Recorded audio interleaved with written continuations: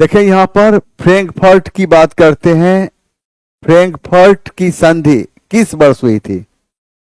ये फ्रैंकफर्ट, कल भी इस क्वेश्चन का हम डिस्कशन कराए थे। इस बताएं ये किस वर्ष हुई थी और किसकी देश के बीच हुई थी, दोनों बताना है। किस वर्ष हुई और किसकी देश के बीच हुई, दोनों बात बताना है। फिर से, यह किसके बीच फ्रैंकफर्ट की संधि 1871 में हुई थी और किसकी देश के बीच? जर्मनी एवं फ्रांस के बीच। जर्मनी, याद रखना है, फ्रैंकफर्ट की संधि। फ्रैंकफर्ट की संधि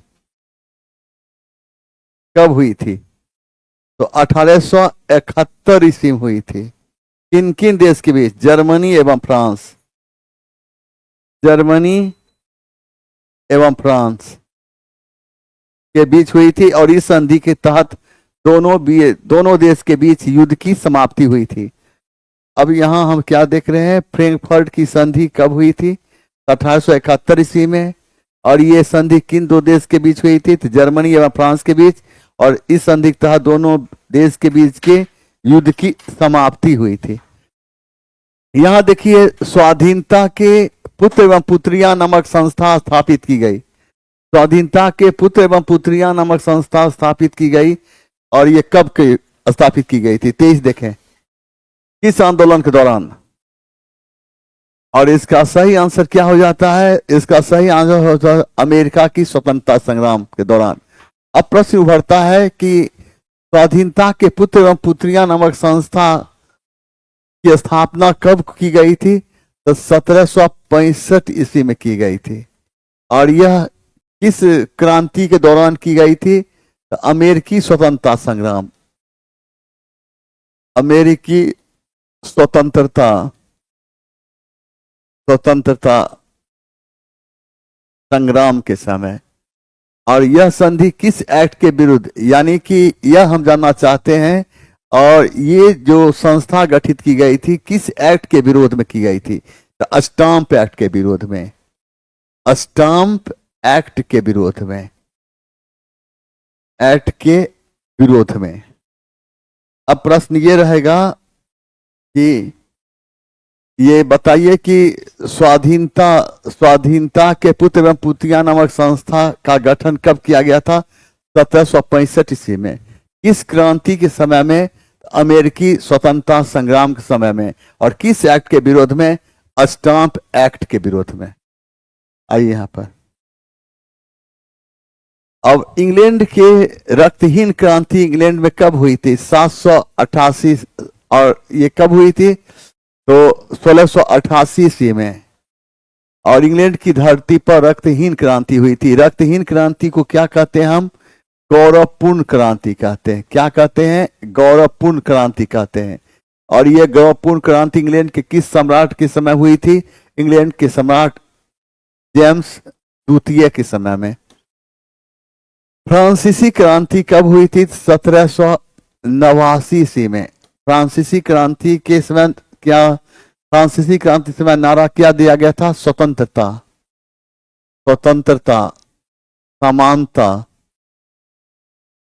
समानता एवं बंधुत्व का नारा दिया गया था। एवं बंधुत्व का नारा दिया गया था। अब यहां पर हो जाए, एक बार की बात करते हैं।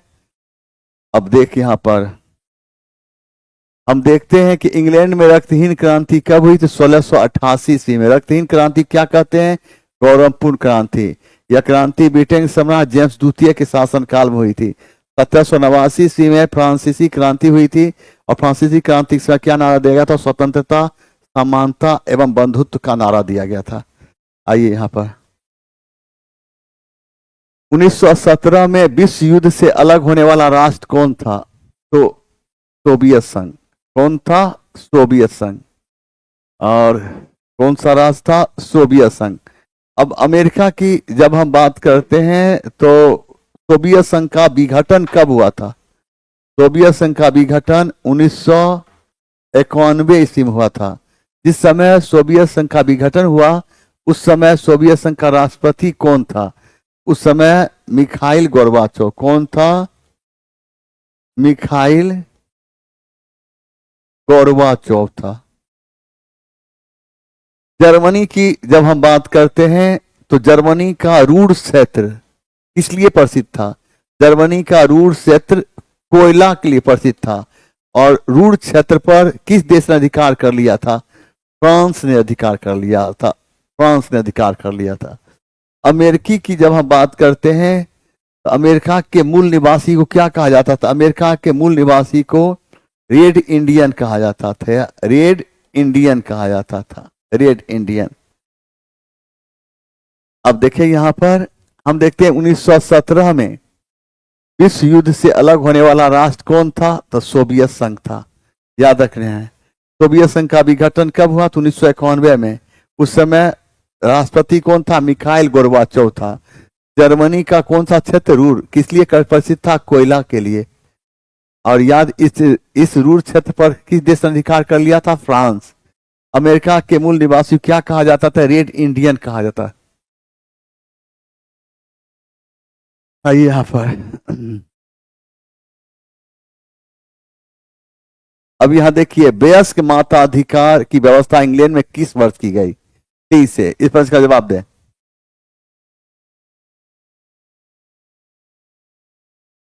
30 जवाब दें।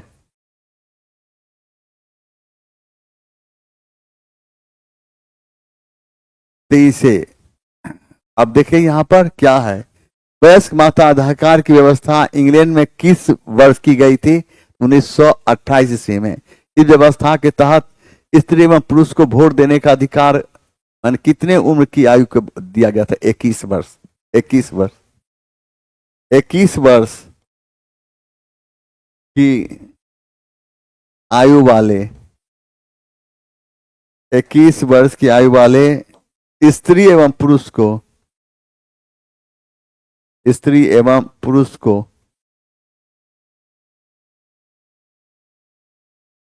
वोट देने का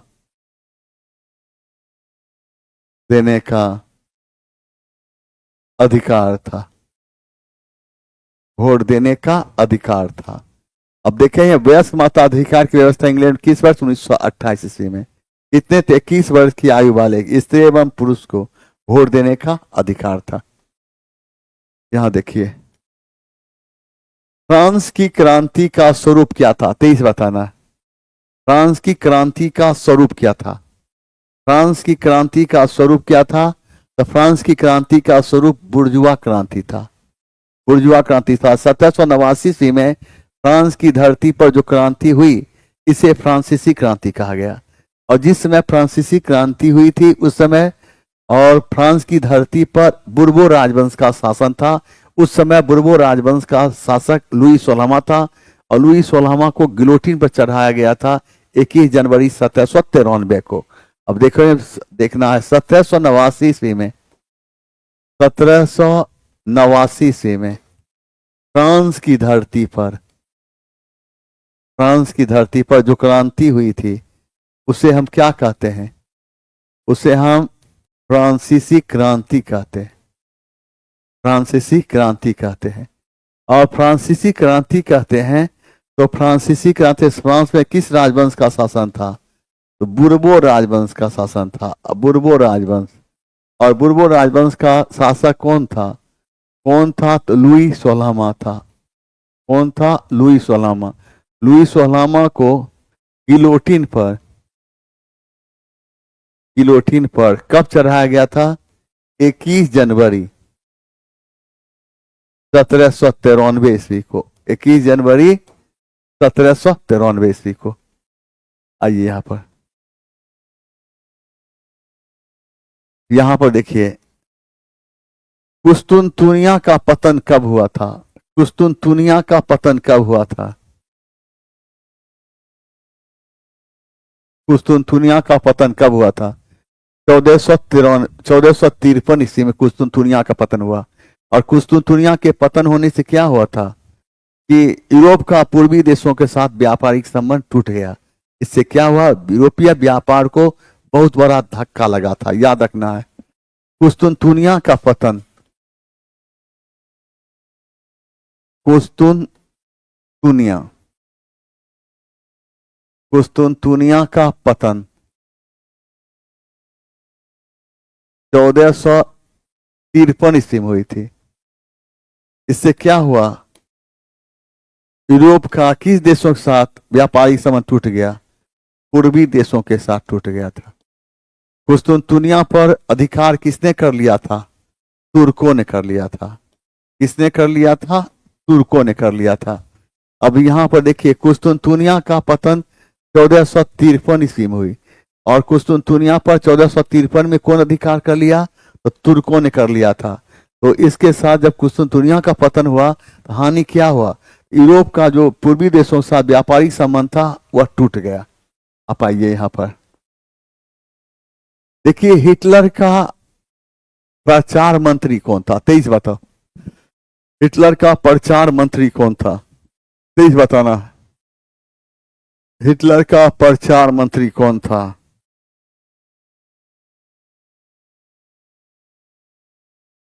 तेईस बताओ। हिटलर का प्रचार मंत्री कौन था?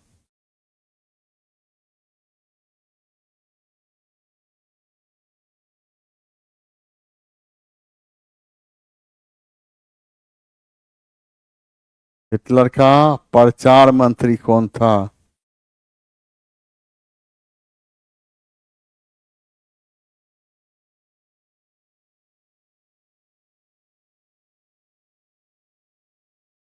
इसी प्रश्न का जवाब दें। हिटलर का प्रचार मंत्री कौन था? तो हिटलर का प्रचार मंत्री गोबेल्स था। और हिटलर की बात करते हैं, हिटलर का अर्थ मंत्री कौन था? आर्थिक सुधार। हिटलर ने आर्थिक सुधार का अधिकार किसे दिया था? किसे दिया था? किसे दिया था?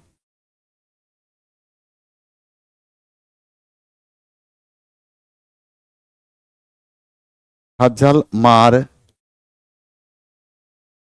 टैच को दिया था। हिटलर को जर्मनी का चांसलर कब बनाया गया था? 1933 ईस्वी में, जो अपने पद पर 1945 ईस्वी तक रहा था। जो अपने पद पर 1945 तक रहा था। हिटलर अपनी आत्मकथा किस नाम से लिखा था? Mean camp. मीन कैम्प के नाम से लिखा था। इसका अर्थ क्या होता है? मेरा संघर्ष। मेरा संघर्ष होता है। हिटलर की जब हम बात करते हैं, हिटलर ने क्या नारा दिया?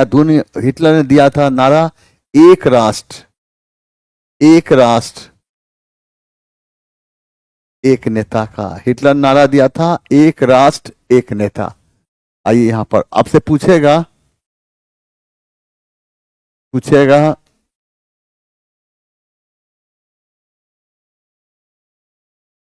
पूछेगा हिटलर ने,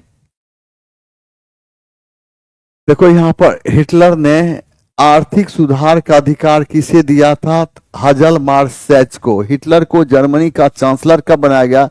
1933 से, जो अपने पद पर 1945 तक रहा।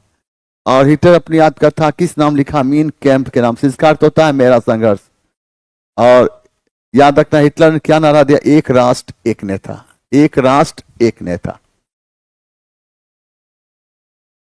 इधर देखिए, इसको देखना है, पसंद है तो इसे ले लेना है। आइए, गुप्त संधि की नीति किसने अपनाई थी? 23 इस प्रश्न का जवाब दें। गुप्त संधि की नीति किसने बताई थी? देखिए यहां पर, गुप्त संधियों की नीति किसने अपनाई? गुप्त संधियों की नीति किसने अपनाई? इसका सही आंसर है बिस्मार्क। और बिस्मार्क ने गुप्त संधि की नीति कब अपनाया था? तो 1887 ईस्वी में। और किस देश के साथ?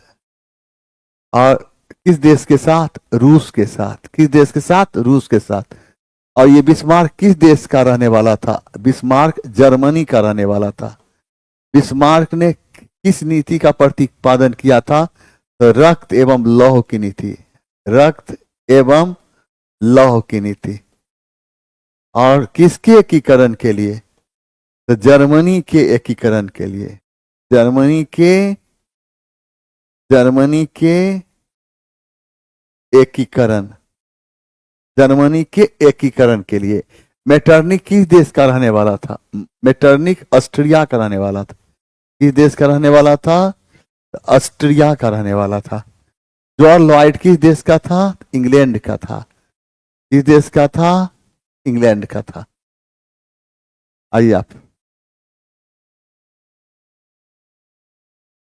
यहां देखो, द सोशल कॉन्ट्रैक्टर नामक पुस्तक किसने लिखी? 30 प्रश्न का जवाब दो। 30 प्रश्न का जवाब देना है। 23 से।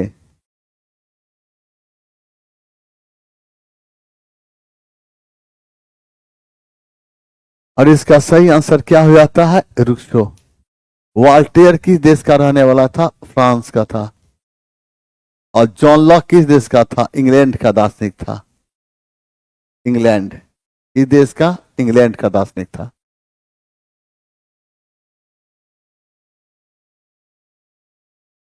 किस देश का था रूसो? फ्रांस का था।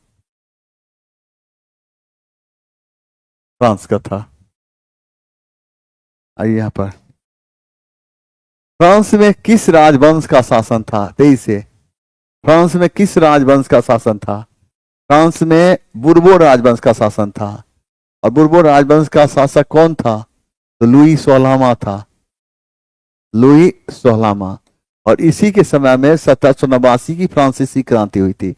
ट्यूडर राजवंश, ये ट्यूडर राजवंश कहां पर शासन करता था? इंग्लैंड में। कहां पर शासन करता था? इंग्लैंड में।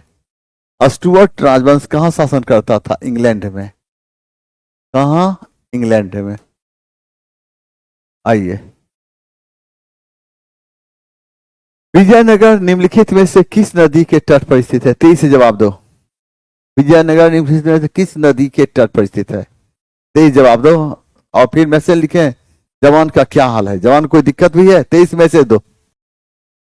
आइए,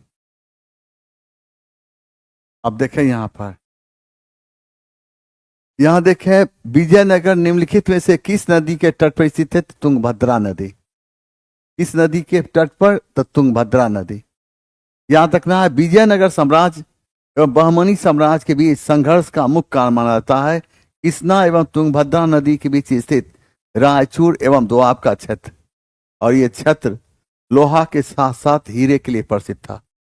विजयनगर साम्राज्य की पहली राजधानी हम्पी थी। हम्पी वर्तमान समय में कर्नाटक के बेलारी जिले में स्थित है। अब देखें यहां पर, विजयनगर साम्राज्य, विजयनगर साम्राज्य और बहमनी साम्राज्य,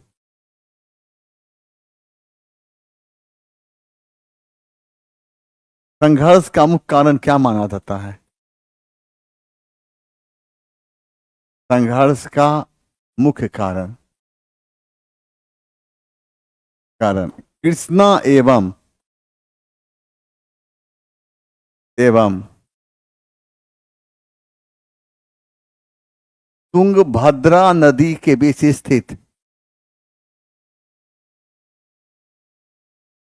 स्थित, रायचूर एवं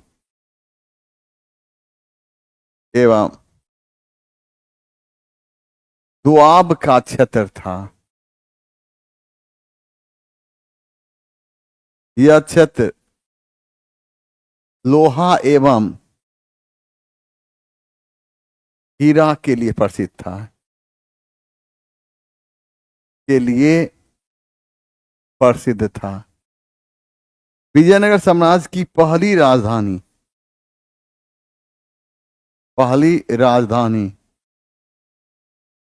कहाँ थी? हम्पी थी। हम्पी वर्तमान समय में कहाँ है? हम्पी वर्तमान समय में कर्नाटक के बेलारी जिले में स्थित है।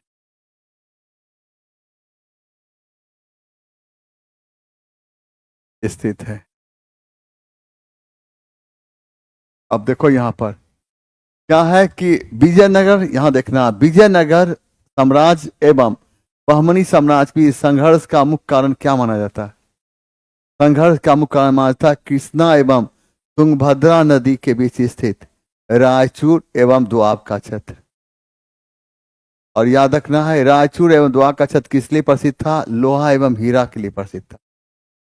विजयनगर साम्राज्य की पहली राजधानी कहाँ थी? हम्पी। हम्पी कहाँ है? वर्तमान समय में कर्नाटक के बेलारी जिले में स्थित है। देखिए, निम्न में से कौन सही तथ्य है? मुद्रा राक्षस पुस्तक के लेखक विशाख दत्त हैं, ये सही है। मुद्रा राक्षस पुस्तक मौर्य इतिहास से संबंधित है, यह सही है। देवी चंद्रगुप्तम पुस्तक के लेखक विशाख दत्त है, यह सही है। देवी चंद्रगुप्तम पुस्तक गुप्त काल से संबंधित है। देवी चंद्रगुप्तम पुस्तक गुप्त काल से संबंधित है। 30 इस प्रश्न का जवाब दें। 23 क्या इस काल से संबंधित है? 23 प्रश्न का जवाब दें।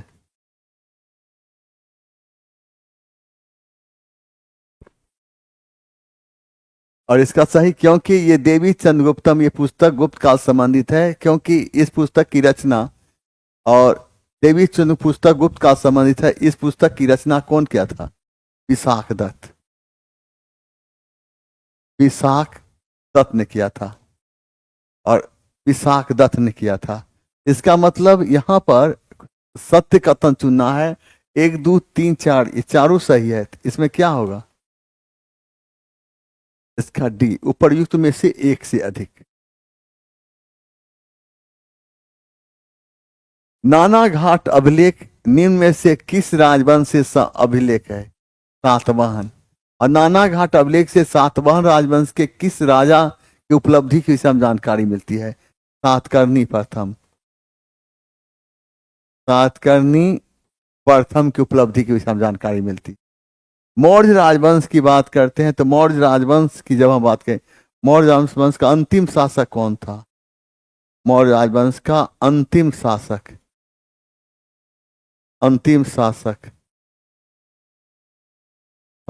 बृहद्रथ था। बृहद्रथ था। मौर्य काल में सरकारी भूमि क्या कहा जाता था? सीता भूमि कहा जाता। सीता भूमि। सीता भूमि जो आय प्राप्त होती थी उसको क्या कहा जाता? उसे सीता कहा जाता। सीता भूमि की देखरेख करने में प्रधान अधिकारी क्या कहा जाता था? सीताध्यक्ष कहा जाता। सीताध्यक्ष। गुप्त काल की बात एक बार यहां हो जाए कि मौर्य काल की जब हम बात कर रहे थे तो यहां देखें मौर्य राजवंश का अंतिम शासक कौन था? तो बृहद्रथ। मौर्य काल में सरकारी भूमि क्या कहा जाता था? तो मौर्य काल में सरकारी भूमि को सीता भूमि कहा जाता था। और सीता भूमि जो आय प्राप्त होती थी उसे क्या गया? सीता कहा जाता था। और सीता भूमि की देखरेख करने वाले प्रधान अधिकारी क्या? सीताध्यक्ष कहा जाता था। ठीक है। और गुप्त काल की बात करते हैं तो आइए गुप्तकालीन अभिलेख में गुप्तकालीन अभिलेख में सोने के सिक्के, सोने के सिक्के के लिए कौन सा शब्द आया है? दिनार। चांदी के सिक्के के लिए कौन सा शब्द आया है? चांदी के लिए रुपयक या रूपक, या रूपक शब्द आया है।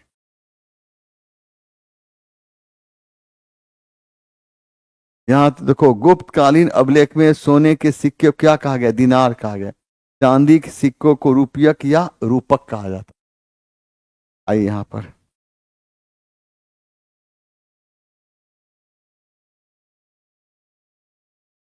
यहां देखिए, हड़प्पा सभ्यता का एक स्थल चंदहुद्रो कहाँ स्थित है? 23 बताना है। चंदहुद्रो कहाँ स्थित है? 23 बताओ।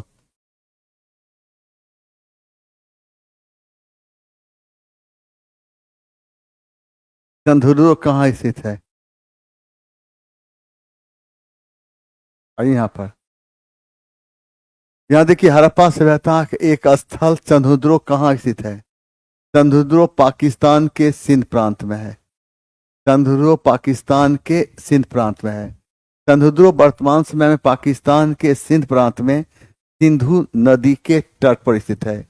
चंद्रद्रोह का उत्खनन कार्य 1931 ईस्वी में गोपाल मजूमदार के निर्देशन प्रारंभ हुआ। चंद्रद्रोह के उत्खनन से गुड़िया निर्माण करने के कारखाना प्राप्त हुआ है। इसे हम मनका निर्माण करने के कारखाना के नाम से भी जानते हैं। चंद्रद्रोह की जब हम बात करते हैं, देखें यहाँ पर चंद्रद्रोह वर्तमान समय में पाकिस्तान के सिंध प्रांत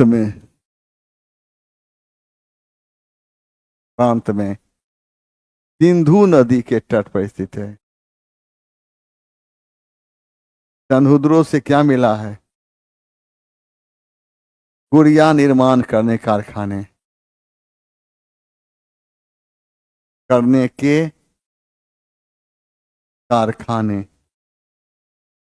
इसे हम क्या कहते हैं? इसे हम मनका निर्माण करने के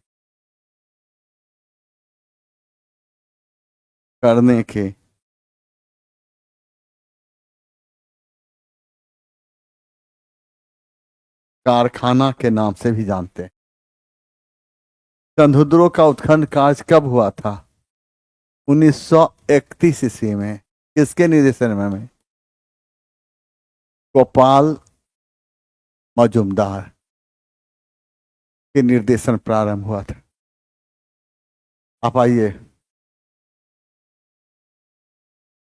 यहां पर देखिए, चंद्रद्रोह वर्तमान समय में कहाँ है? तो पाकिस्तान। वर्तमान समय में पाकिस्तान। कौन प्रांत? सिंध प्रांत। किस नदी? सिंधु नदी। चंद्रद्रोह से क्या मिला है? गुड़िया निर्माण करने कारखाने। इसको क्या कहते हैं? मनका निर्माण करने के कारखाना का नाम जानते हैं। चंद्रद्रोह का उत्खनन कार्य कब? 1931 से। किसके निर्देशन? गोपाल मजूमदार।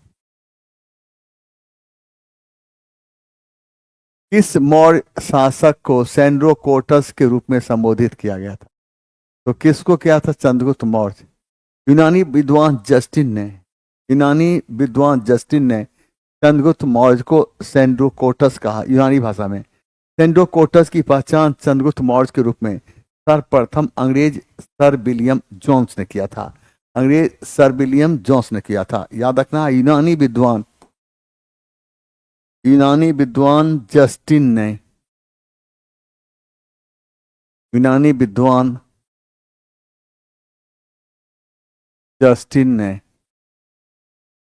चंद्रगुप्त मौर्य को यूनानी भाषा में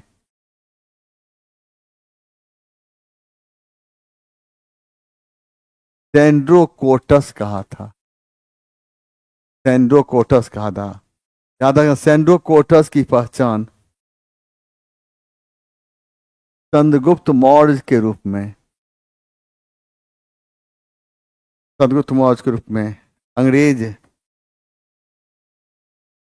सर विलियम जोन्स ने किया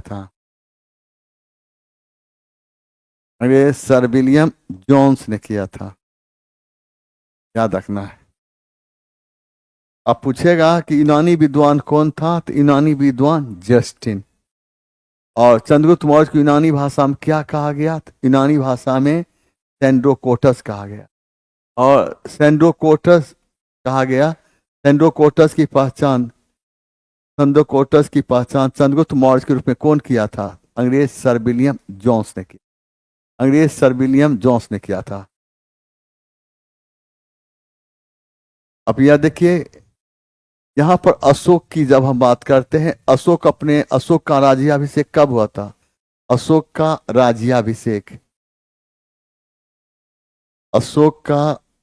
राज्याभिषेक अशोक 273 ईस्वी। अशोक राज्याभिषेक 269 ईस्वी पूर्व में हुआ। अशोक गद्दी पर कब बैठा? अशोक 273 ईस्वी पूर्व में गद्दी पर बैठा था।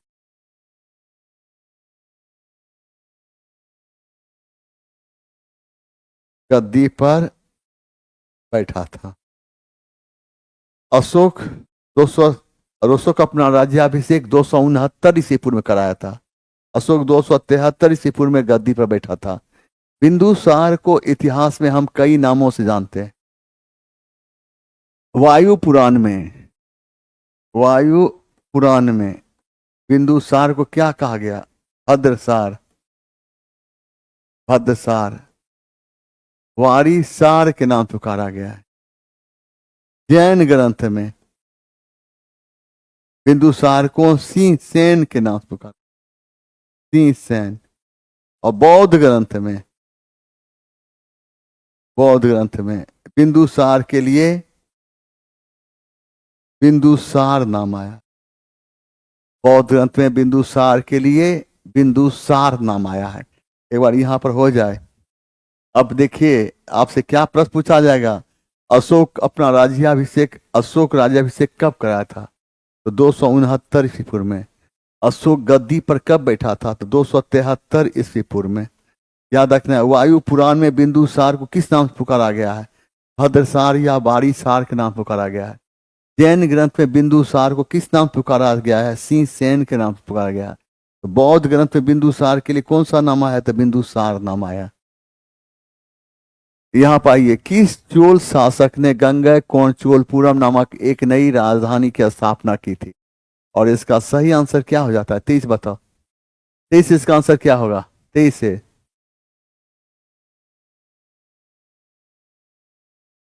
23 से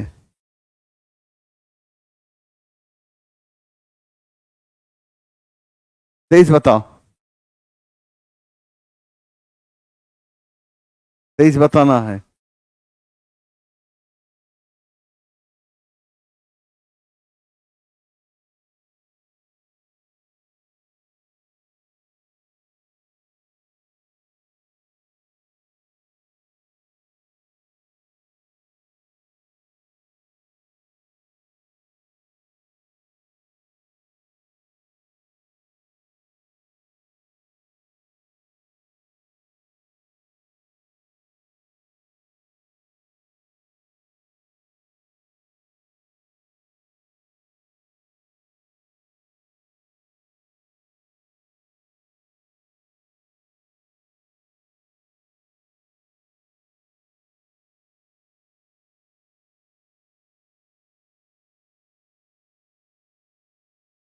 किस चोल शासक ने गंगैकोंडचोलपुरम नामक एक नई राजधानी की स्थापना की थी? इसका नाम था राजेंद्र चोल प्रथम। राजेंद्र चोल प्रथम। चोल राजवंश के शासक राजेंद्र चोल प्रथम चोल राजवंश का पहला शासक था जिसने संपूर्ण सिंहल प्रदेश पर अधिकार करके वहां के राजा महेंद्र पंचम को बंदी बनाकर चोल राय था। और राजेंद्र चोल प्रथम ने गंगा घाटी के मैदानी क्षेत्रों में सफल नौसैनिक अभियान करके गंगैकोंडचोल की उपाधि धारण की एवं गंगैकोंडचोलपुरम नामक नगर का निर्माण कराकर इसे अपनी राजधानी बनाया। इसलिए प्रश्न ये उभरता है, भारत का वह कौन राजा था जो गंगाजल के लिए युद्ध किया था? वह था राजेंद्र चोल प्रथम। अब देखें यहाँ पर चोल राजवंश के शासक, देखें यहाँ पर चोल राजवंश के शासक राजेंद्र चोल प्रथम पहला शासक था, पहला शासक था जो संपूर्ण सिंहल प्रदेश पर अधिकार के करके वहां के राजा महेंद्र पंचम को बंदी बनाकर चोल राज लाया था।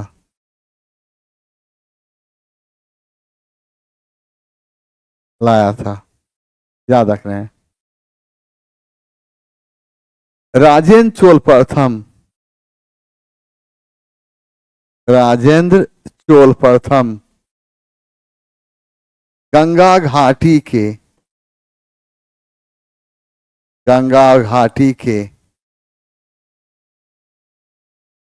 मैदानी क्षेत्रों में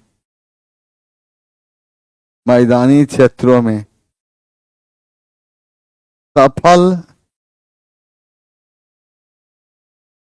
नौसैनिक अभियान कराकर, सफल नौसैनिक अभियान कराकर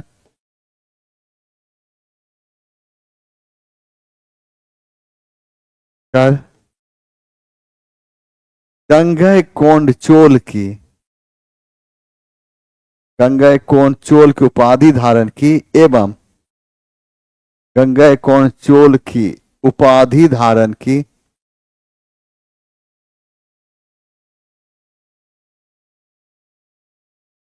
एवं गंगैकोंड चोलपुरम नामक नगर का निर्माण कराकर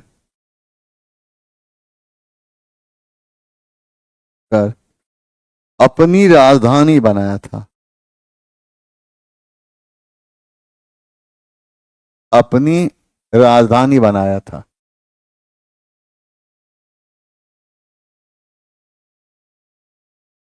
अब यहां पर आइए, अब देखिए यहां पर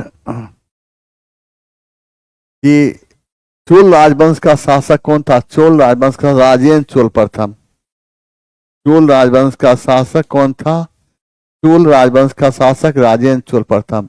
यह चोल राजवंश का पहला शासक था जिसने संपूर्ण सिंहल प्रदेश पर अधिकार करके वहां के राजा किसको, महेंद्र पंचम को बंदी बनाकर कहां लाया था, चोल राज लाया था।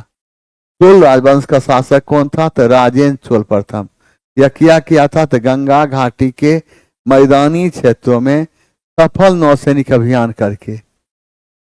करके गंगैकोंड चोल की उपाधि धारण की एवं क्या किया था, गंगैकोंड चोलपुरम नामक नगर का निर्माण कराकर इसे अपनी राजधानी बनाया था।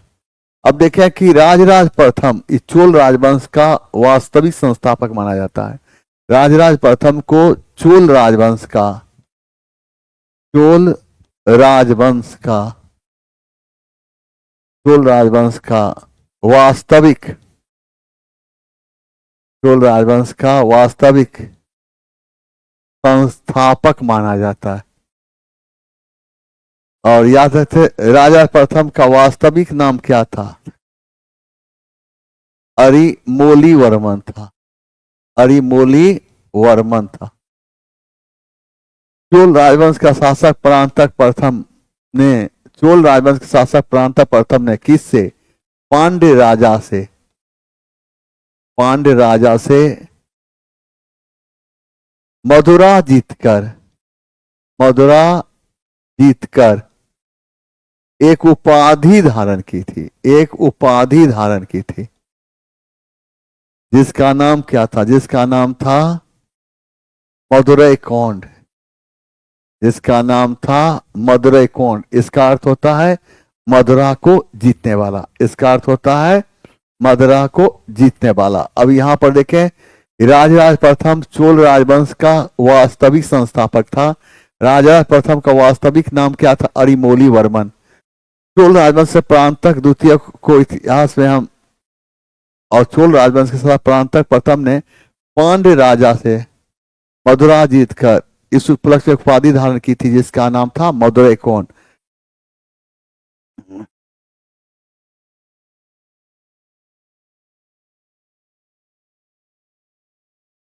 यहां देखिए निम्नलिखित में से कौन सी शैली भारत मंदिर स्थापत्य शैली नहीं है, 23 बताना है, 23 से 23 बताना है।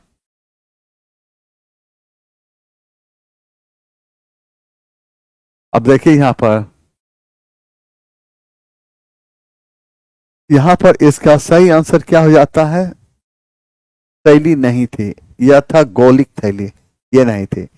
उस समय मंदिर निर्माण करने के 3 शैली प्रचलन में थे। उस समय मंदिर निर्माण करने के 3 शैली प्रचलन, याद रखना है। उस समय, उस समय मंदिर निर्माण करने के, निर्माण करने की तीन शैली प्रचलन में थी। तीन शैली प्रचलन में थी। नंबर एक, नागर शैली। इसका प्रचलन का हिमालय से लेकर विंध्य तक था। हिमालय से लेकर विंध्य तक था। बेसर शैली। बेसर शैली, इसका प्रचलन विंध्य से लेकर कृष्णा नदी तक थे।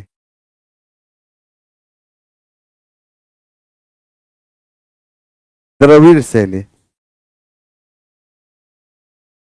इसका प्रचलन कृष्णा नदी से लेकर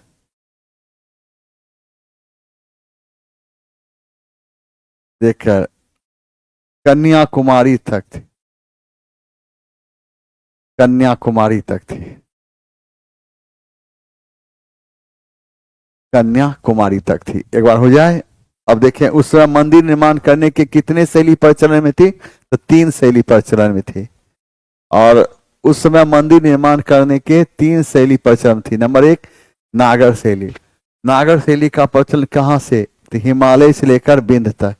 बेसर शैली का प्रचलन कहाँ था? विंध्य से लेकर कृष्णा नदी तक। द्रविड़ शैली का प्रचलन कृष्णा नदी से लेकर कन्याकुमारी तक थी। अकबर की अंतिम विजय कौन सा था? अकबर का अंतिम विजय असीरगढ़, और यह विजय 1601 ईस्वी में।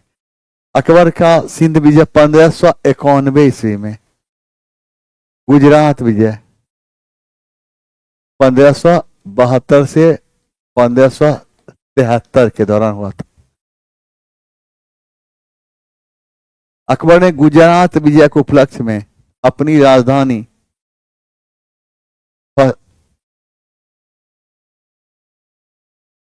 आगरा के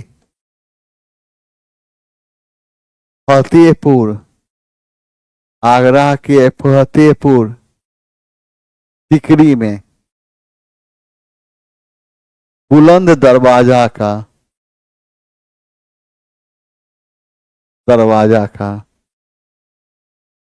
निर्माण कराया था।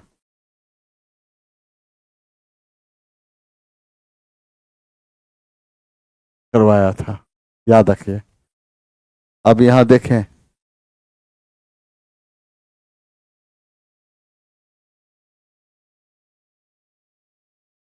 अब देखें यहां पर अकबर का अंतिम विजय कब हुआ था? तो अकबर का अंतिम विजय 1601 ईस्वी में। कौन? असीरगढ़ का विजय। अकबर के समय सिंध का विजय कब किया गया था? 1591 ईस्वी में। गुजरात का विजय कब किया? 1572-73 ईस्वी में।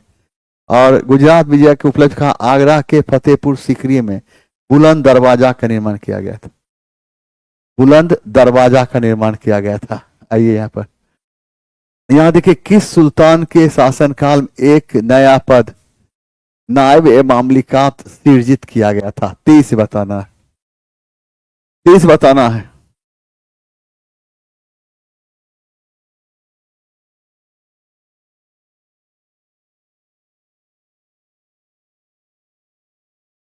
तेईस बताओ।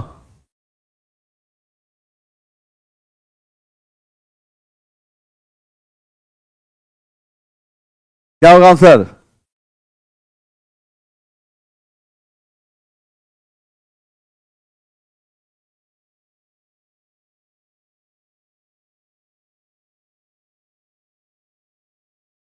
किस सुल्तान के शासनकाल में एक नया पद नायब ए मामलिकात सृजित किया गया था? 23 से। और इसका सही आंसर क्या? बहराम शाह। बहराम शाह, याद रखना है। और बहराम शाह की बात करते हैं तो बहराम शाह कौन था? इल्तुतमिश का पुत्र था। कौन था? इल्तुतमिश का पुत्र था। इल्तुतमिश का पुत्र था। और इसके समय में एक नवीन पद का तुर्क सरदारों ने सृजन किया था, जिसका नाम था नाये मामलिकात। और इस पद पर सर्वप्रथम किसको नियुक्त किया गया था? इस पद पर सर्वप्रथम प्रथम एतगिन को नियुक्त किया गया था।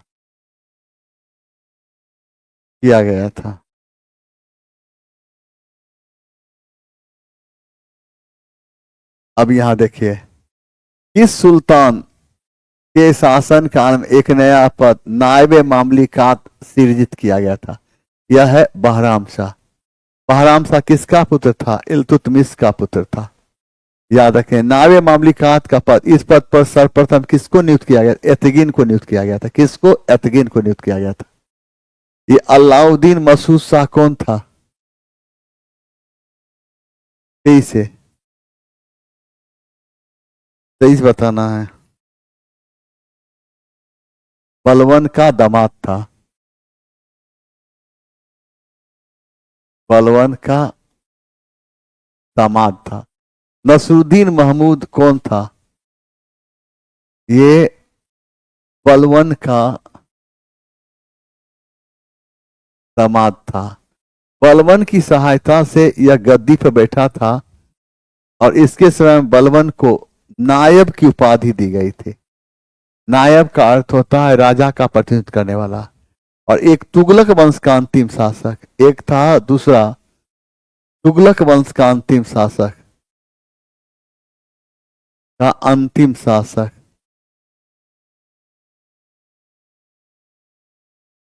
शासक नसरुद्दीन महमूद।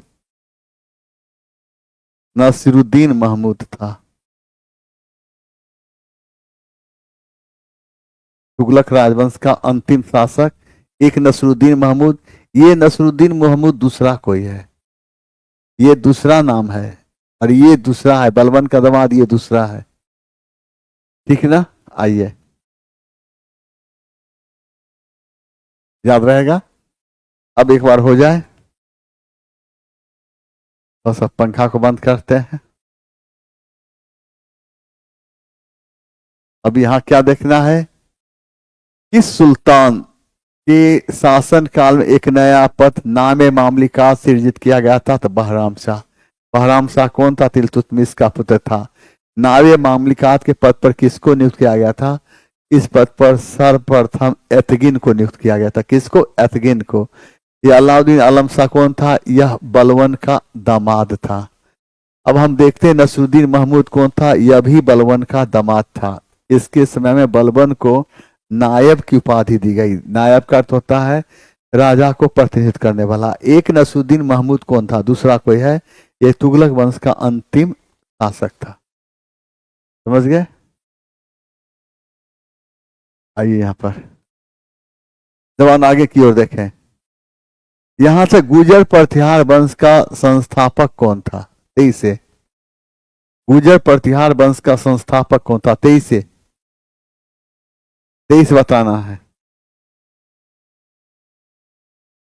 23 बताओ, गुर्जर प्रतिहार वंश का संस्थापक कौन था? तो 23 से बोलो, लगना चाहिए जान है। लगता ही नहीं जान टाइप का है, लगता है कहीं दूर से भी कि मेरा जवान हो सकता है। ये हमारे नींद लगल है जैसे। 23 बोलो, गुर्जर प्रतिहार वंश का संस्थापक कौन था?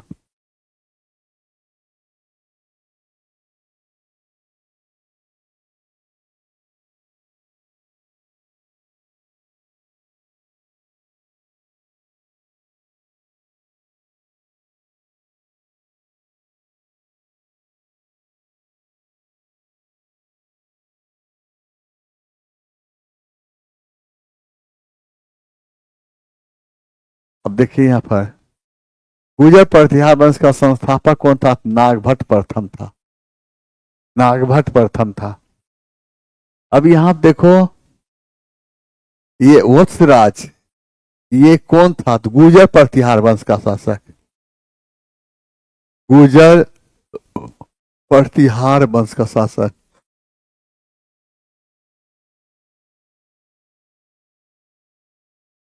शासक था। यह कहां पर आक्रमण किया था? यह कन्नौज पर आक्रमण किया था। यह कन्नौज पर आक्रमण किया। कन्नौज पर आक्रमण करके किस संघर्ष की शुरुआत की? त्रिपक्षीय संघर्ष। त्रिपक्षीय संघर्ष। और त्रिपक्षीय संघर्ष में किन किन राजवंश के शासक शामिल थे? गुजर प्रतिहार वंश के शासक, गुजर प्रतिहार राजवंश के शासक, पाल राजवंश के शासक और दक्षिण भारत के राष्ट्रकूट राजवंश के शासक, राष्ट्रकूट राजवंश के शासक। गुजर प्रतिहार राजवंश का सबसे प्रसिद्ध शासक कौन था? तो मिहिर भोज। किस राजवंश का था? गुजर प्रतिहार वंश का, गुजर प्रतिहार वंश का मिहिर भोज। और मिहिर भोज गुजर प्रतिहार वंश का शासक था जो किस धर्म में? वैष्णव धर्म में, वैष्णव धर्म में आस्था व्यक्त करते हुए कौन सी उपाधि धारण की थी? आदि वराह की, आदि वराह की उपाधि धारण की। अब आइए गुजर प्रतिहार वंश, गुजर प्रतिहार वंश का संस्थापक कौन था? नागभट्ट प्रथम था। गुजर प्रतिहार राजवंश का शासक कौन था? वत्सराज। और वत्सराज कौन था? तो गुजर प्रतिहार वंश का शासक था। यह कहाँ आक्रमण किया? कन्नौज। कन्नौज पर आक्रमण किसकी शुरुआत की? त्रिपक्षीय संघर्ष। त्रिपक्षीय संघर्ष कौन कौन शामिल थे? गुजर प्रतिहार वंश शासक, पाल वंश के शासक, दक्षिण भारत के राष्ट्रकूट राजवंश के शासक। ये मिहिर भोज कौन था? गुजर प्रतिहार वंश का शासक। किस धर्म को मानने वाला था? वैष्णव धर्म को। और कौन सी उपाधि धारण की? आदिवराह की।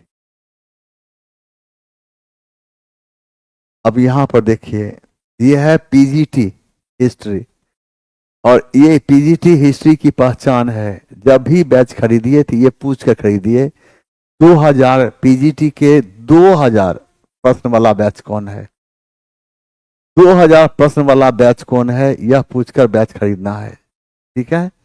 और साथ ही साथ ये 2000 इसमें प्रश्न रहेंगे, आप देखते लिखा हुआ है 2000 प्रश्न जो रहेंगे, यानी 2000 प्रश्न को जब हम 4 ऑप्शन के साथ डिस्कशन कराएंगे तो टोटल प्रश्न कितना हो जाएगा? 8000। 8000 प्रश्न का जब डिस्कशन होगा तो फिर कुछ भी बचेगा? कुछ भी नहीं बचेगा। तो इसकी पहचान यही है इस बैच लेने की। सीधे याद रखना है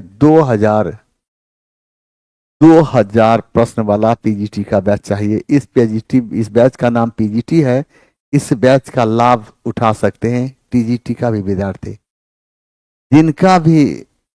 जिनका भी हिस्ट्री सब्जेक्ट होगा वह पीजीटी बैच का लाभ उठा सकते हैं, वह टीजीटी हो या किसी और क्लास को हो।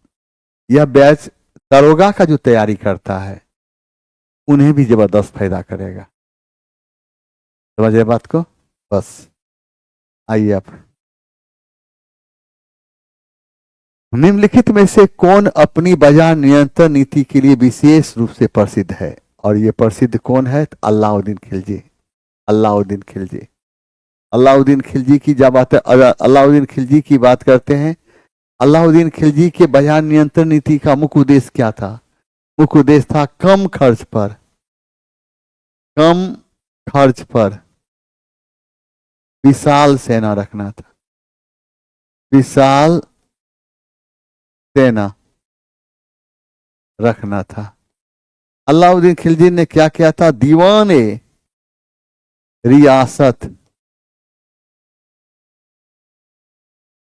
रियासत नामक विभाग का स्थापना, जिसका काम क्या था? बाजार एवं व्यापारियों पर नियंत्रण करना। जिसका काम था बाजार एवं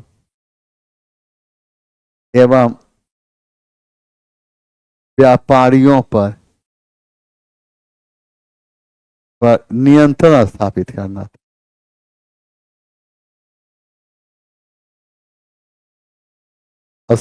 करना था।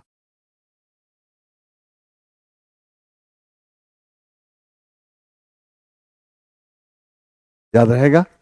नसरुद्दीन महमूद तुगलक वंश का अंतिम शासक, तुगलक वंश का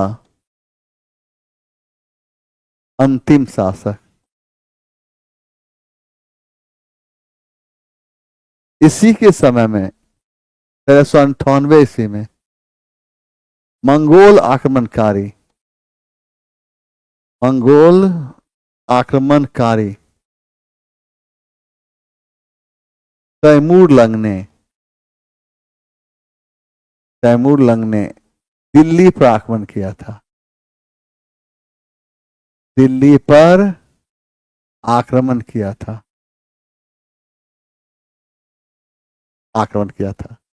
रजिया की बात करते हैं। इल्तुतमिश रजिया को अपना उत्तराधिकारी घोषित करते समय किस परंपरा को ध्यान रखा था? ईरानी परंपरा। ईरानी परंपरा। रजिया का शासनकाल क्या है? 3 वर्ष। 3 वर्ष 6 माह 6 दिन। रजिया के पतन का कारण क्या माना जाता है? रजिया का स्त्री होना। रजिया का स्त्री होना एवं तुर्क सरदारों का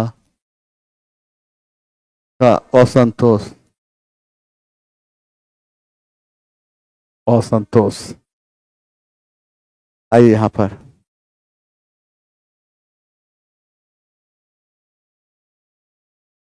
अब देखिए, अलाउद्दीन खिलजी की बात करते हैं। अलाउद्दीन खिलजी ने बाजार नियंत्रण नीति अपनाया था, जिसका उद्देश्य क्या था? कम खर्च पर विशाल सेना रखना था। अलाउद्दीन खिलजी ने दीवान रियासत नामक विभाग का स्थापना की, जिसका उद्देश्य बाजार एवं व्यापारियों पर नियंत्रण स्थापित करना था। रजिया इल्तुतमिश रजिया को अपना उत्तराधिकारी नियुक्त करते समय किस परंपरा को ध्यान रखा था? ईरानी परंपरा के अनुसार। रजिया का शासनकाल 3 वर्ष 6 माह 6 दिन। रजिया के पतन का मुख्य कारण क्या था? पतन का कारण था रजिया का स्त्री होना एवं तुर्क सरदारों का असंतोष। आइए, नसरुद्दीन महमूद कौन था? यह तुगलक वंश का अंतिम शासक था। 1398 से मंगोल आक्रमणकारी तैमूर लंग दिल्ली पर आक्रमण किया था। मध्यकालीन भारत में ब्रह्मदेव शब्द का प्रयोग किया जाता है किसको? भूमि को उपहार के रूप में। और यह ब्रह्मदेव भूमि कैसा होता था?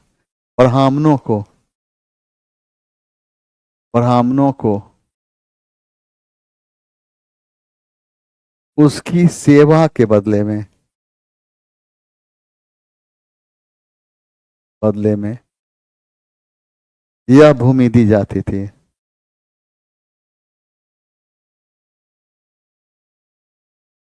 इस तरह की भूमि पर कोई कर नहीं लगता था।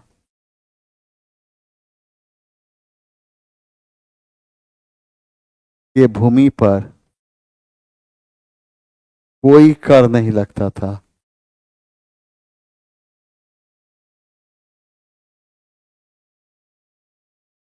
कर नहीं लगता था।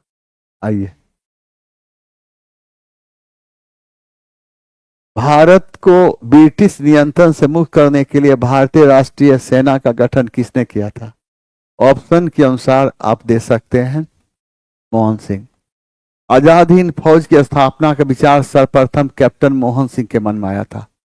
आजाद हिंद फौज की स्थापना कैप्टन मोहन सिंह, एनएस गिल एवं रास बिहारी बोस ने किया था। और आजाद हिंद फौज की स्थापना अगस्त 1942 में हुई थी। 4 जुलाई 1943 से सुभाष चंद्र बोस ने आजाद हिंद फौज के कमांड को संभाला था।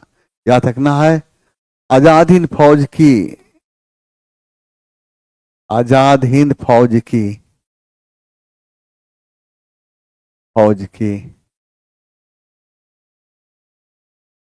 स्थापना का विचार सर्वप्रथम किसके मन में आया था? मोहन सिंह के मन में आया था। आजाद हिंद फौज की स्थापना कौन किया था? आजाद हिंद फौज की स्थापना मोहन सिंह, एनएस गिल एवं रास बिहारी बोस। सुभाष चंद्र बोस आजाद हिंद फौज का कमान कब संभाला था? 4 जुलाई 1943 को,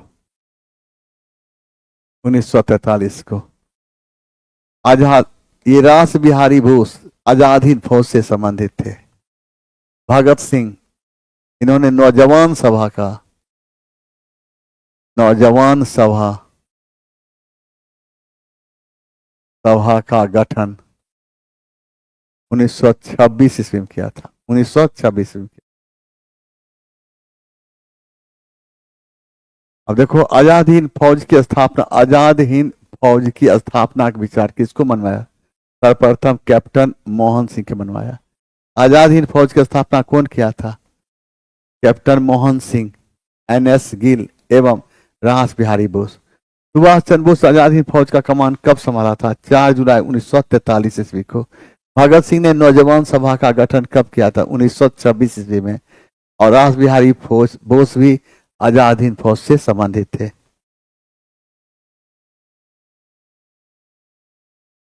निम्नलिखित कथनों में से कौन सा सही नहीं है? व्यक्तिगत सत्याग्रह में ब्रह्मदेव दूसरे सत्याग्रही थे, गलत थे। ये दूसरे सत्याग्रही नहीं, ये तीसरे सत्याग्रही थे, तीसरे। Subhash Chandra Bose the Indian struggle का लेखन किया था, ये सही है। ए बेंच ऑफ ओल्ड लेटर्स का लेखन डॉक्टर राजेंद्र प्रसाद किया, गलत है। जवाहरलाल नेहरू ने किया था, जवाहरलाल नेहरू ने किया था, लाल नेहरू ने किया था। तो क्या हो जाएगा? कौन सा कथन सही नहीं? उपर्युक्त में से एक से अधिक, डी। आइए यहां पर, निम्नलिखित में से ब्रिटिश सरकार के कौन से चार्टर एक्ट से बंगाल के गवर्नर जनरल को भारत का गवर्नर जनरल बना दिया? 1833। 1813 के एक्ट के तहत क्या हुआ था? 1813 के एक्ट याद रखना है। 1813 के एक्ट, 1813 के एक्ट के तहत क्या हुआ था? ईस्ट इंडिया कंपनी के, ईस्ट इंडिया कंपनी के व्यापारिक अधिकार में, व्यापारिक अधिकार में कटौती की गई। दूसरा क्या किया गया था? भारतीयों के शिक्षा पर, भारतीयों के शिक्षा पर प्रति वर्ष 1 लाख रुपया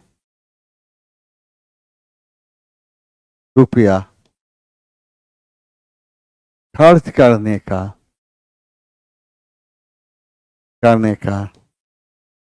प्रावधान किया गया,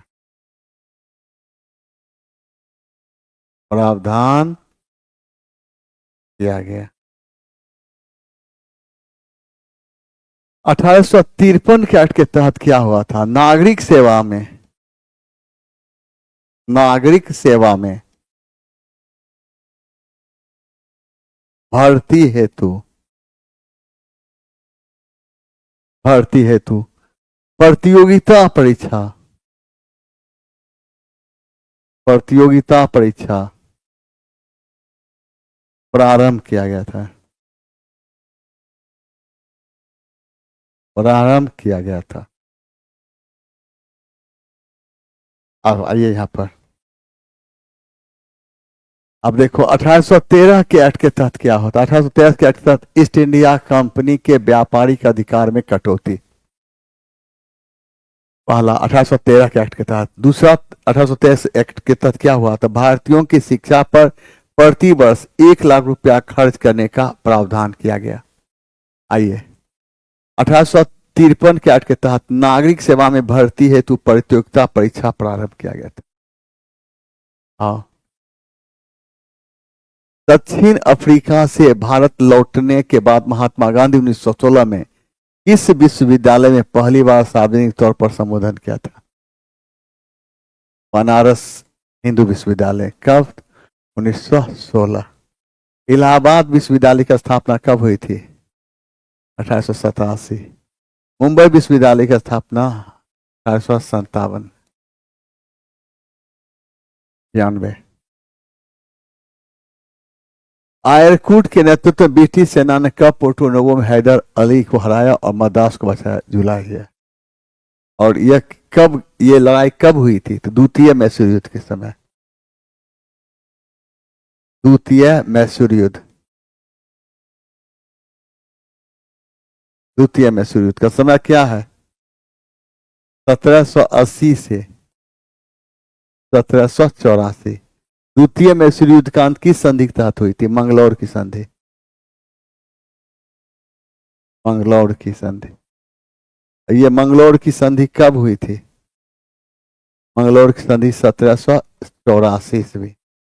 द्वितीय मैसूर युद्ध में अंग्रेजी सेना का नेतृत्व कौन किया था? द्वितीय मैसूर युद्ध में अंग्रेजी सेना का नेतृत्व लॉर्ड कॉर्नवालिस। द्वितीय वारेन हेस्टिंग्स किया था। कौन किया था? Warren Hastings.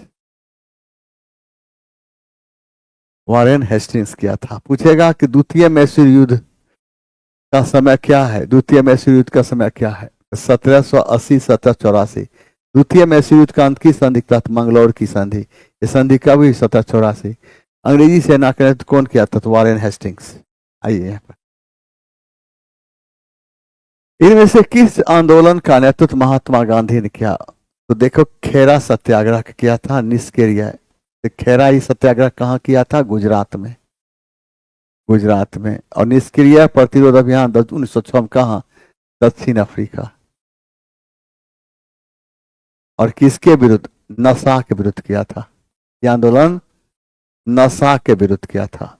नशा के विरुद्ध किया था। इसलिए इसका आंसर उपर्युक्त में से एक से अधिक होगा। बारदोली सत्याग्रह का नेतृत्व कौन किया था? वल्लभ भाई पटेल। वल्लभ भाई पटेल। पटेल। बारदोली कहाँ? तो गुजरात में। यहां देखिए, तीसरे आंग्ल मैसूर युद्ध को समाप्त करने के लिए टीपू सुल्तान अंग्रेजों के साथ निम्नलिखित में से कौन सी संधि की थी? श्रीरंगपट्टनम की संधि। श्रीरंगपट्टनम की संधि कब हुई थी? 1792 ईस्वी में। मंगलौर की संधि कब हुई थी? 1784 ईस्वी में। और मैसूर नामक कोई संधि नहीं हुई थी। और इसका सही आंसर बी होगा। भारत में 1917 में पहली देसी जूट मिल नगर स्थापना किया था कोलकाता में। और किसके नेतृत्व में हुआ था? हुकुमचंद। हुकुमचंद के नेतृत्व में।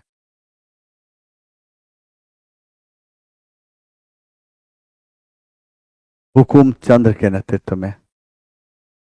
हुकुम भारत में 1917 पूछ रहा है। 1917 पूछ रहा है। 1917 में कलकत्ता। हुकुमचंद के नेतृत्व में। 23 से।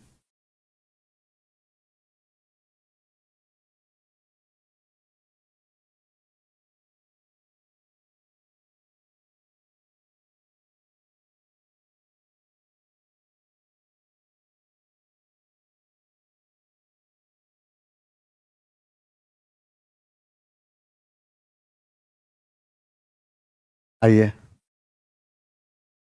यहां देखिए, भारत छोड़ो आंदोलन के दौरान बिहार की किस महिला ने पुरुष भेष में साइकिल से घूम घूम कर और जन जागृति पैदा किया था? सुनीता देवी, राधिका देवी, भगवती देवी। इसका सही आंसर डी होगा। डी, उपर्युक्त में से एक से अधिक। और याद रखना है, भारत छोड़ो आंदोलन के समय कौन सा ऑपरेशन चलाया गया था? ऑपरेशन, कौन सा ऑपरेशन चलाया गया था? Operation zero hour. Operation zero hour. और ऑपरेशन जीरो आवर कब चलाया गया था? 9 अगस्त। 9 अगस्त 1942। इसका अर्थ क्या होता है? 24 घंटे के अंदर गिरफ्तारी। राष्ट्र संघ की स्थापना कब हुई थी? प्लीज बताओ। राष्ट्र संघ की स्थापना कब हुई थी? प्लीज बताना है। राष्ट्र संघ की स्थापना कब हुई थी? राष्ट्र संघ की स्थापना। राष्ट्र संघ की स्थापना 10 जनवरी 1920 को। कहाँ? जनेवा में। राष्ट्रसंघ को क्या कहते हैं हम? League of nation, league of Nations के नाम जानते हैं। उद्देश्य क्या था? भविष्य में होने वाले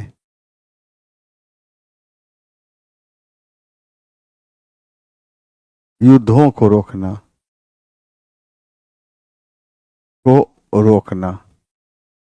राष्ट्रसंघ का विघटन कब किया गया? विघटन 1946 में। और इसकी शक्ति किसको दिया गया? इसकी शक्ति संयुक्त राष्ट्र संघ को दिया गया। संयुक्त राष्ट्र संघ को दिया गया। आइए यहां पर अब हम क्या देखते हैं? राष्ट्र संघ। देखिए क्या है राष्ट्र संघ। अब देखिए यहां पर राष्ट्र संघ की स्थापना कब हुई? तो 10 जनवरी 1920। कहां? तो जनेवा। राष्ट्र संघ को क्या कहते हैं? लीग ऑफ नेशंस कहते हैं। इसका काम क्या है? भविष्य में होने वाले युद्ध को रोकना। इसका विघटन कब हुआ था? तो 1946। इसका पावर किसको दे दिया गया? तो संयुक्त राष्ट्र संघ को। क्लियर? आइए आप, इसका सही आंसर 10 जनवरी 1920। यहां पर देखिए ये पीजीटी सेशन 4 11 12 है। ये दूसरा चीज है, समझ गए? और इसको देख लेना है, अगर आपको पसंद आता है तो ले लेना है, ठीक है। ये यहाँ देखिए 1930 में चटगांव के सरकारी शस्त्रागार पर सशस्त्र आक्रमण का नेता कौन था? सूरसेन। सूरसेन के इस आक्रमण में एक क्रांतिकारी महिला मारी गई। उस क्रांतिकारी महिला का क्या नाम था? प्रीति लता वाडेयर। सूरसेन को पकड़ा गया, फांसी कब दी गई? तो 1934 में। सूरसेन के साथ एक क्रांतिकारी महिला पकड़ी गई, उसका क्या नाम था? कल्पना दत्त। कल्पना दत्त को आजीवन कारावास की सजा दी गई थी। आजीवन कारावास। सूरसेन को इतिहास में किस नाम जानते हैं? मास्टर दा।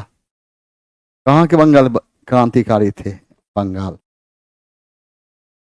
याद रखने हैं, सूरसेन 1930 में चटगांव के सरकारी शस्त्रागार पर आक्रमण किया था। तो उस आक्रमण में इनके साथ एक क्रांतिकारी महिला मारी गई, और उस क्रांतिकारी महिला का क्या नाम था? उस क्रांतिकारी महिला का नाम था प्रीति लता वाडेयर। सूरसेन पकड़े गए, फांसी कब दी? 1934 में। जब सूरसेन पकड़े गए, इनके साथ एक क्रांतिकारी महिला पकड़ी, क्या नाम था? कल्पना दत्त। कल्पना दत्त को फांसी सजा कब दिया गया? क्या दिया गया? कल्पना दत्त को आजीवन कारावास सजा दी गई। तो यहां पर सूरसेन किस नाम जाने थे? मास्टर दा। ये कहां के क्रांतिकारी थे? तो बंगाल। चंद्रशेखर आजाद की बात करते हैं, तो ये शहीद कब हुए थे? फरवरी 1931। कहां? इलाहाबाद के अल्फ्रेड पार्क में। Alfred park. इनके पिस्टल का क्या नाम? चंद्रशेखर आजाद के पिस्टल का नाम क्या था? बमतुल बुखारा। बमतुल बुखारा। भगत सिंह। भगत सिंह की जो हम बात करते हैं, क्या कहते? शहीद ए आजम। शहीद ए आजम कहा जाता था। शहीद ए आजम। शहीद ए आजम। हाँ हेलो, जय हिंद मेरे जवान। कहाँ ट्रेनिंग में है? और सब बताओ बताओ, बिमल क्या हाल है? अरे खुश है ना? कोई दिक्कत है तो बोल। हम्म, हाँ बोल ना तो। हाँ क्या उदास का है?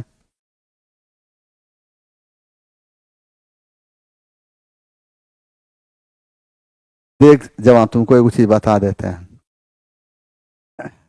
तुम तो बीपी थी, दुर्गा बन गया। हाँ या ना बोल पहले। हाँ, कल दुर्गा बन गया। अब सुन इधर, और कि कुछ थोड़ा मेहनत करेगा तो तू बन जाएगा थानाध्यक्ष। थानाध्यक्ष का रुतबा होता है, वो थाना का मालिक होता है, एक में कोई दूर नहीं। अब तुम अगर कोई तुम कुछ करवो नहीं करता है तो प्रमोशन करके केतवो तो हर समय खराब होगा तो डीएसपी से ऊपर जाएगा। तो तुम्हारे मन में ये भावना कभी नहीं रहेगी कि हम बीपीएससी कंप्लीट नहीं किए। और बीपीएससी में पहले डीएसपी का पद उसी को मिलता था जो 1 to 10 में होता था। आप समझ रहा है? तो हाँ, अपल सुन तो हमारा बात, एक बात सुन आप, पहले सुन, पहले सुन तो पहले पहले सुन तो पहले किसी ब्रिज को रोपने से पहले खदान खोना जाता है। अब सुन, हम क्या बोले, तू बीपीएससी भी नहीं करेगा तो तुमको मन में ये नहीं रहेगा कि हम यहाँ तक नहीं कर पाए, वो तो रैंक आ जाएगा। इसमें क्या है, चला एक काम कर ना, पढ़ा हुआ सब है, ये ना है, ठीक है, पढ़ा हुआ है ही, अभी हम थोड़ा लाइव भी हैं। तुम एक काम कर, एक काम कर, चला पढ़ाई के प्रति इतनी भूख है तो तुमको 5 मिनट टाइम मिलता है ना, तो तू 1 घंटा कम सूत, 1 घंटा तू कम सूत, समझ गया? अब वही 1 घंटा तू पढ़, यही थोड़ा बीपीएससी में एसडीएम दिला देगा। नहीं, तू मेरा जवान है, तुम दरोगा बन गया, बेचैनी किस बात की? बेरोजगारी की तो बेचैनी नहीं है, बेरोजगारी की बेचैनी नहीं है, ऑलरेडी तू दरोगा बन गया, अब चाहता है बीपीएससी कर, तुम 1 घंटा कम सूत, 1 घंटा कम सोना है, ठीक ना? 1 घंटा कम सोना है, हम दोस्ती नहीं निभाएंगे, हम नहीं, हमको अलगे रहना है, किसी से ज्यादा हमको दोस्ती नहीं करना है। वो अभी टाइम मिलाकर 1 घंटा इधर देखो, 1 घंटा कम सुतेगा और 1 घंटा दोस्ती बेचैनी घूमने फिरने वाला काम छोड़ देगा, तुम 2 घंटा बचाकर पढ़ सकता है, समझ गए?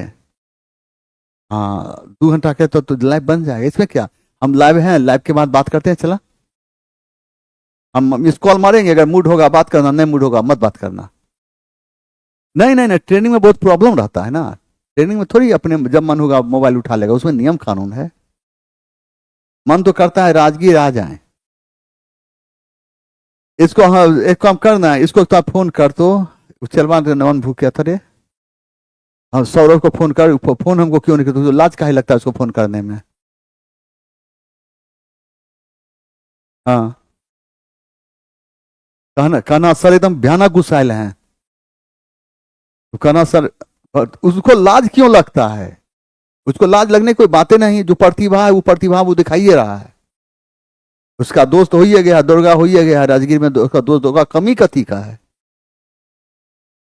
पहले सारा पति परिवार का था, ये है, मानदान करता है कि नहीं करता है? बताओ तो, हमरा तो फोनो नहीं करता है। अच्छा ठीक है जवान, हम तुमको फोन करते थे, आते हैं तो मिस कॉल करेंगे, बात करना, ठीक है? पूछ रहा, मेरा जवान था, मेरा जवान था, मेरे मोबाइल पर दोसर का फोन नहीं आ सकता है, मेरे मोबाइल पर दोसर का मजाल नहीं है फोन आएगा, सिर्फ मेरे जवान छोड़ कर किसी का फोन नहीं आएगा, समझ गए ना?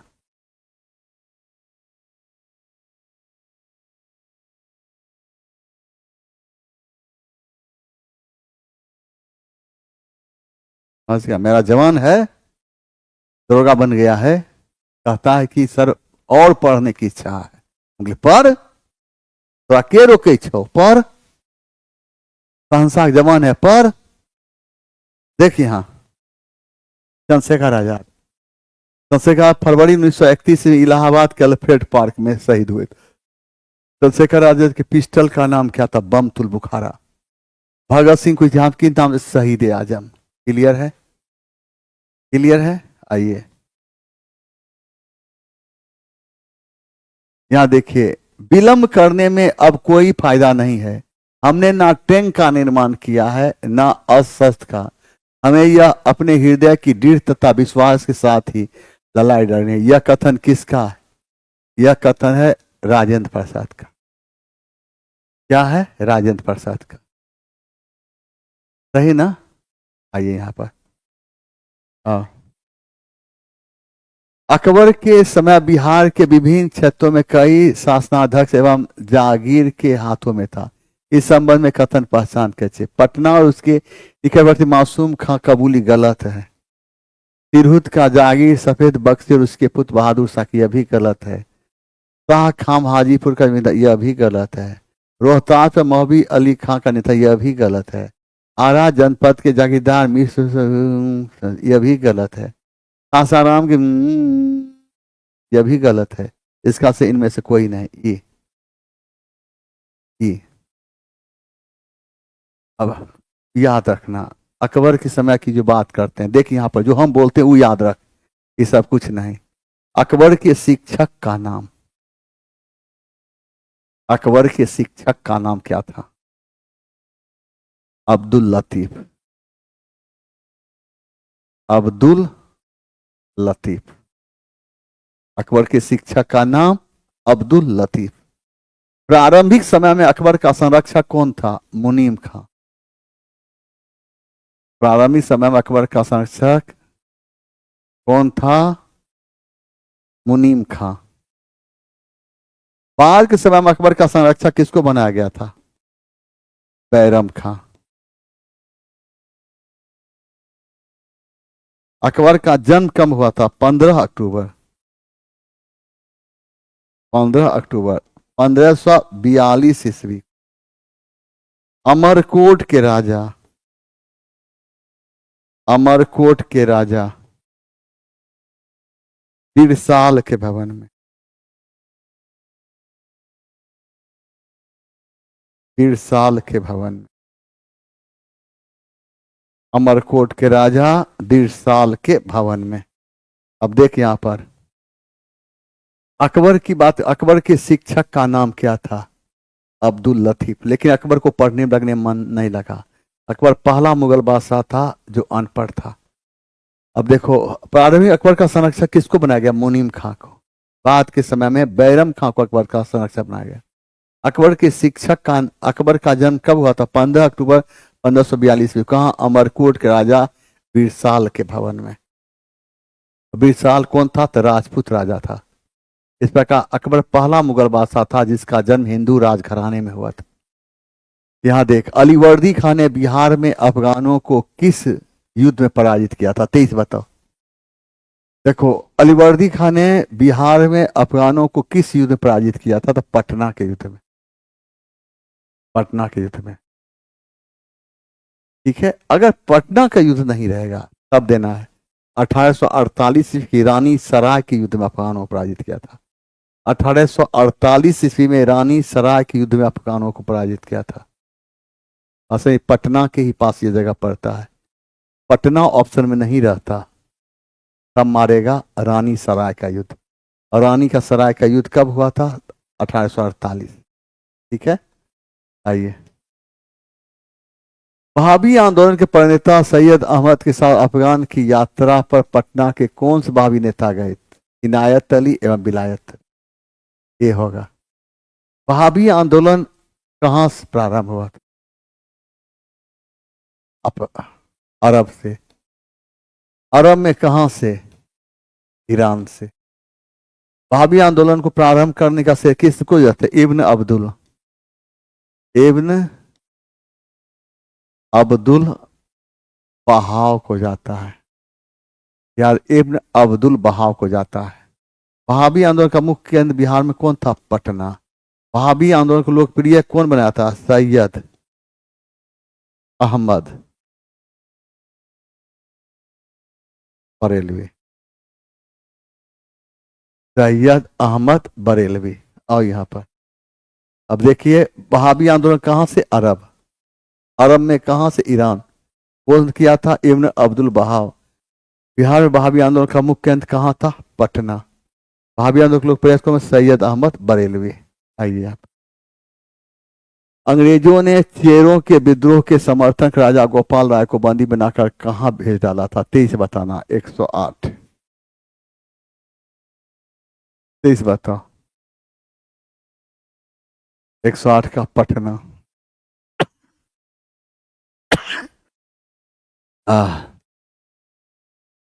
इस समाचार पत्र में यह टिप्पणी की गई कि बिहार में हिंदू और मुसलमानों के मध्य सौहार्द तथा सद्भावना स्थापित करने का उदाहरण प्रस्तुत किया गया है।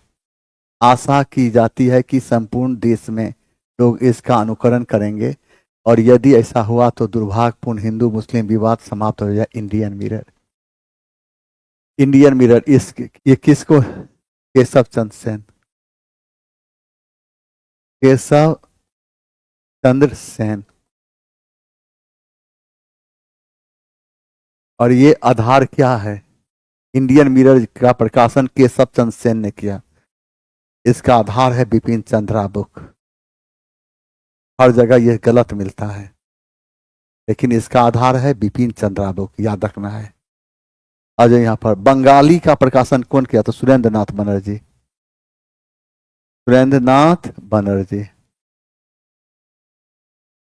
युगांतर का प्रकाशन कहाँ हुआ था? अनुशीलन समिति ने। कौन किया था? अनुशीलन समिति। अनुशीलन समिति। और अनुशीलन समिति ने एक पत्रिका प्रकाशन किया जिसका नाम युगांतर। युगांतर का संबंध किससे है? क्रांति से। अनुशीलन समिति का गठन कौन किया था? वरिंद्र कुमार घोष। वरिंद्र कुमार घोष एवं भूपेंद्र नाथ दत्त। भूपेंद्र नाथ दत्त ने किया था। एक बार आ जाए, यहां देखो। इंडियन मिरर प्रकाशन केशव चंद्र सेन, बंगाली का सुरेंद्र नाथ बनर्जी, युगांतर इसने अनुशीलन समिति। अनुशीलन समिति का गठन कौन? वरिंद्र कुमार घोष एवं भूपेंद्र नाथ दत्त ने किया था। इस समिति ने युगांतर नामक पत्रिका का प्रकाशन किया था। और अनुशीलन समिति की स्थापना 1907 में हुई थी। कहाँ हुई थी? बंगाल में। और ये क्रांतिकारी संस्था थी। बिहार में राष्ट्रीय चेतना के जागरण के मुख्य कारण क्या थे? ब्रिटिश विरोधी संघर्षों की पृष्ठभूमि, ब्रिटिश शासन की नीतियों के प्रति असंतोष, पाश्चात्य शिक्षा के प्रभाव, बंगाल में संगठित राष्ट्रीय संगठन। इसका 1 2 3 4 1 2 3 4 सही आंसर हो गया। चलें। दिल की गहराइयों से शहंशाह आपको कहता है सब बाक है, सब बाक है, बाक है। चलें। जय हिंद।